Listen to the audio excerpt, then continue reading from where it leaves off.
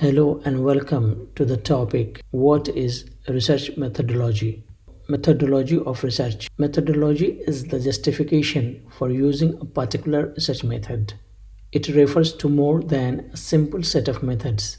Methodology of research. Methodology is a way to study the various steps that are generally adopted by a researcher in studying his research problems systematically. We move on to the next idea, methodology of research. Methodology is the rationale and the philosophical assumptions that underlie a particular method.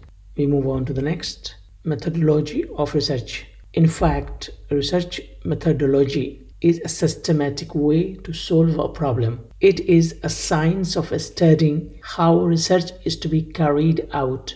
We move on to the next point, methodology of research. Essentially, methodology refers to the procedures by which researchers go about their work in describing, explaining, and predicting phenomena. We continue our discussion. Methodology is also defined as the study of methods by which knowledge is gained. We continue. Methodology of research.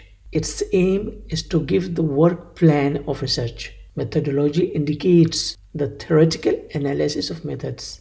That's all we have. Thank you and goodbye.